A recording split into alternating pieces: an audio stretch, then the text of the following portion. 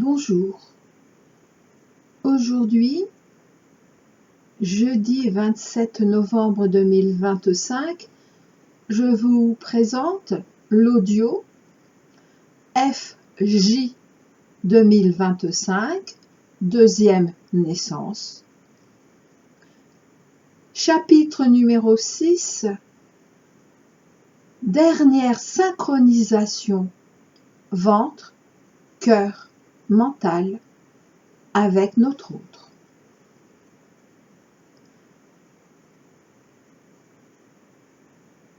Nous sommes en les tout derniers jours du Deva novembre. Novembre, bien souvent vécu comme une certaine mélancolie, un certain découragement, une certaine lassitude, un certain froid extérieur et intérieur.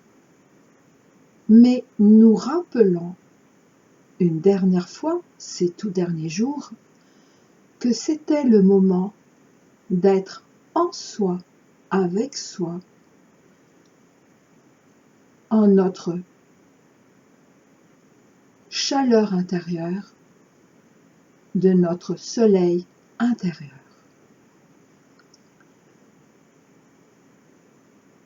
Ce jour 27 de la lettre Tsadé finale annonce la fusion du féminin et du masculin dans les noces du nouveau. Cet amour, en voie d'accomplissement du féminin et du masculin en nous comme en notre autre, en nous comme avec notre autre. C'est là où nous en sommes. Notre couple intérieur se synchronise avec celui de notre autre. Le dernier appel de notre corps physique est entendu par celui de notre autre en novembre 2025. A été entendu en novembre 2025 par le corps physique de notre autre. Son cœur est en train de comprendre, commence à comprendre qu'en décembre 2025, cela sera le dernier appel de notre propre cœur et que janvier 2026 sera la dernière synchronisation possible de nos deux âmes, encore deux âmes, jusqu'en la pleine conscientisation mentalisée chez notre autre. Je rappelle que le fonctionnement amoureux de l'homme va du ventre jusqu'au cœur, jusqu'à la tête. Son ventre est le centre de son désir de nous, son corps physique attiré par le nôtre. Son cœur est le centre de son amour pour nous, ne pouvant plus résister à la force de ses sentiments. Son mental est le centre de l'expression de son admiration définitive et respectueuse pour nous, étant en train de reconnaître parmi tous les fils rouges du destin, celui unique qui nous relie depuis la nuit des temps, lui et nous, et pas un autre, et pas une autre. Tellement de fois ils se sont trompés avec leur ex qu'ils étaient devenus de plus en plus méfiants et lassés. Tellement de fois nous aussi, nous nous étions trompés.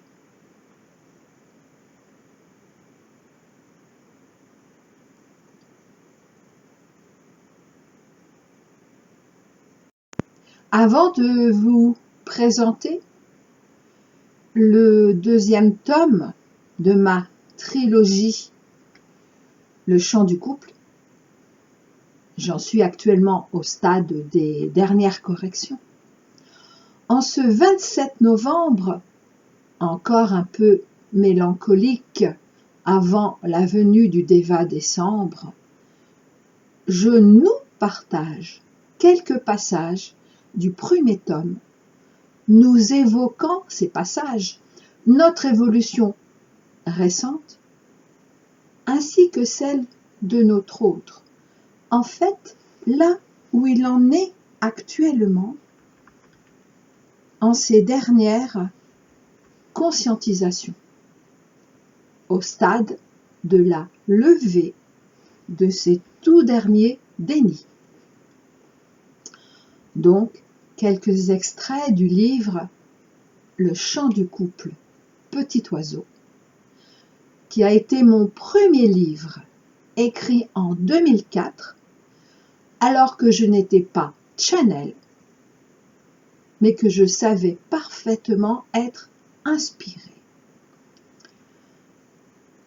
Ces quelques passages, je les ai regroupés sous ce titre de « Les choses de la vie et le vieux puits ». Il était seulement 5 heures du matin, mais n'étant pas parvenue à se rendormir, Elsa avait décidé de faire une petite promenade qui l'avait menée tout droit vers l'ondine de Gerfaut du Puy-au-Veux.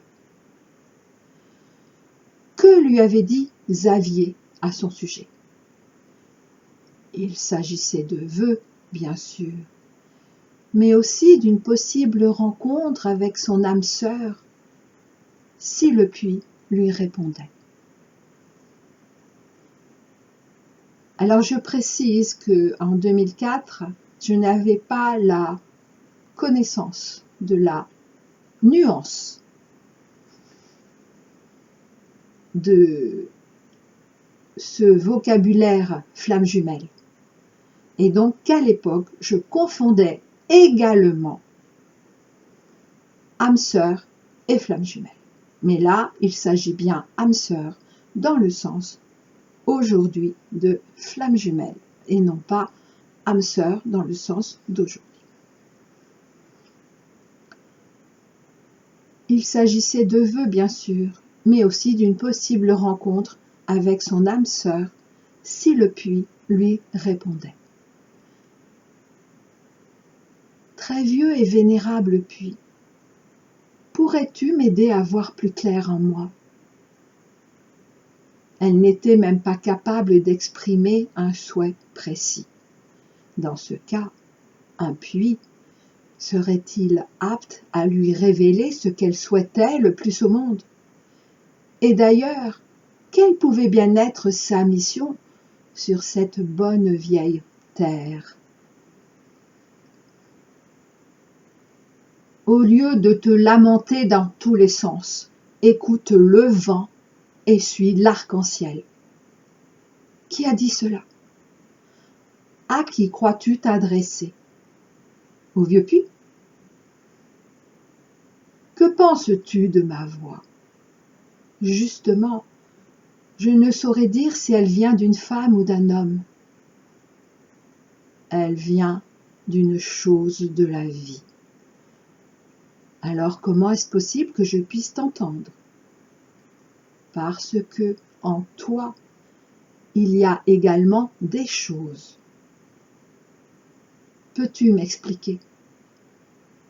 En toi est tout l'univers, le sable, le vent, la pluie, les galaxies. Les galaxies, il y en a donc plusieurs. Cesse de m'interrompre. Bien sûr, il y en a tellement que vous, les êtres humains, les avez presque toutes ignorées. Avant que tu ne me poses une autre question, je vais te dire. Tu as de la chance, et tu ne le sais pas. Avoir de la chance, c'est avoir du talent, car avoir de la chance, c'est avoir la foi. Et avoir la foi, c'est vraiment un sacré talent. Et tu as du talent, mais tu le gâches. Comment moi, simple pluie, comment moi, simple puits, je sais tout cela. À juste titre, tu devrais te poser la question. C'est un tel gâchis que de posséder toute cette connaissance et de ne pas l'utiliser.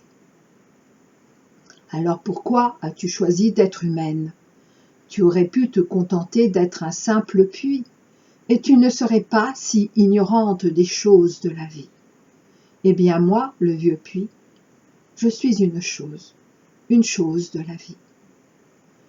Je suis en toi, puisque en toi sont toutes les choses de la vie, de l'infiniment petit à l'infiniment grand. Mais comment acquérir la même sagesse que toi et utiliser de manière juste toute cette connaissance? Tu n'as donc pas écouté. En toi est déjà toute la sagesse de toutes les choses de la vie. Et je ne peux t'aider. Je le puis, mais je ne le peux. N'oublie pas, je suis seulement un puits, mais toi, tu peux. Comment? Comment? Oui, comment? Vous les hommes, n'avez que ce mot-là à la bouche quand ce n'est pas pourquoi, et c'est bien pire. Ce n'est ni pourquoi, ni comment, mais quand. Quand allez-vous vous décider à vivre au lieu de ne faire que penser? Le « je puis » est réservé à tous les puits qui, comme moi, ne peuvent que penser. Alors qu'attends-tu, toi, pour faire le grand saut? Ne reviens pas m'ennuyer avec tes questions oiseuses. Autre passage. J'ai entendu une voix très douce qui s'est présentée comme étant l'ondine de Gerfaut du Puy-au-Veux, qui m'a dit à peu près ceci. Le vent lui a parlé, mais elle n'entend pas. Elle ne veut plus y croire. Elle veut tout abandonner. Mais il ne faut surtout pas, car là est le véritable danger. Dépêche-toi de courir vers elle. Cours, vole, laisse-toi porter par mon souffle divin et dis-lui que moi, le vent d'Orient, je ne suis pas un coquin. Et oui, j'ai pu aussi entendre le vent, puis ta voix qui a crié, avant de me retrouver illico dans mon lit, légèrement étourdi, en réintégrant mon corps étendu sur le lit. Si je comprends bien, tu as eu une sorte de prémonition ou une impression de déjà-vu. Mais tu as raison, Xa. Peut-être une prémonition qui m'a fait vivre 2 fois quasiment la même scène.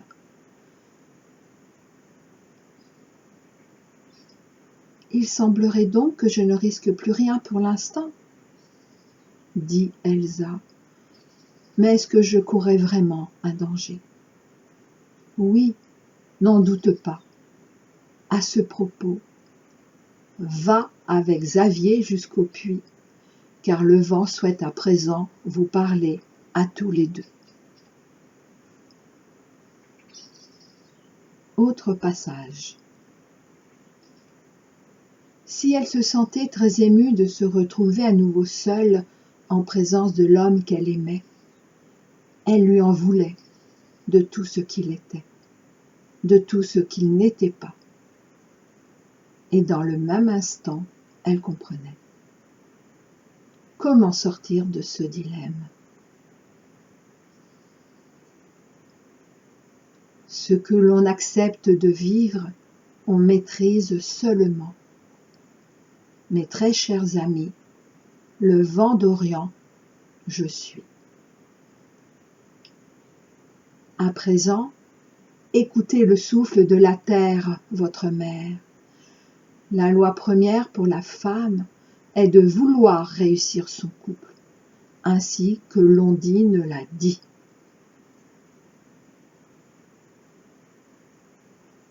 Et cette volonté devra être plus forte que la révolte de l'homme. Celui-ci pourra alors demeurer dans le soleil où, telle une source intarissable, il vivra son couple.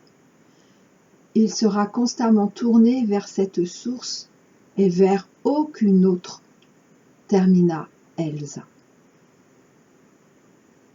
Mes très chers amis, le vent d'Orient, je suis parti. Et le vent de les saluer en exhalant ses senteurs épicées.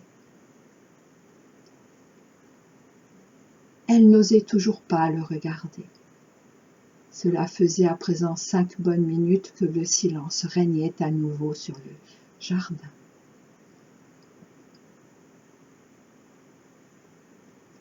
Dernier passage. Et là, il s'agit de Xavier, l'aimé d'Elsa. Il n'avait plus qu'une seule envie, se terrer à tout jamais dans le puits de sa stupidité. Il voulait... Que voulait-il en réalité? Il ne savait plus. Il se sentait perdu. Elle était partie tristement car, une fois encore, il n'avait su que dire ou que faire et ne s'était pas montré à la hauteur. Seul moi, l'Ondine, peut exaucer les vœux exprimés à mon ami le puits. Mais je n'ai rien demandé au puits. Un petit garçon, croyant encore aux fées, vient pourtant de prier le vieux puits de t'aider. Quel petit garçon? Veux-tu que je t'aide? Comment pourrais-tu m'aider? D'ailleurs, personne ne le peut. Oh, mon beau monsieur, vous avez raison. Je ne peux vous aider si vous ne le voulez. Petit garçon, je suis vraiment désolée. Non, non, ne nous abandonne pas. Il est parfois un peu bête, mais on était si près du but. La voix du jeune garçon, vibrante d'émotion, lui rappelait quelqu'un. Ce n'est pas possible. C'était ma voix lorsque j'étais enfant. Quel sortilège est-ce donc là? Veux-tu que je t'aide? J'ai pourtant bien entendu distinctement ma voix. Évidemment, car tu ne fais que des bêtises. Et pourtant il paraît que c'est toi l'adulte. Pour la dernière fois, veux-tu que je t'aide? Réponds à l'Ondine, sinon elle ne nous aidera pas. Nous? Évidemment. Tu ne crois tout de même pas que c'est seulement pour toi que j'ai parlé au puits? Ondine, je souhaite vraiment que tu nous aides, comprit enfin Xavier. Et un très grand merci pour ta patience. Seule une femme peut être vraiment patiente. Moi, je suis une fée, et il n'y a pas que toi à qui me consacrer. Donc, écoute bien, car je ne me répéterai pas. Vouloir, c'est pouvoir, à condition d'y croire. Petit garçon, au revoir et bonne chance. Est-ce tout? Me voilà bien avancé. Nous voilà bien avancés si tu ne fais rien. Mais que dois-je faire? L'Ondine te l'a dit. Moi aussi je te laisse. On ne va quand même pas faire tout le travail à ta place.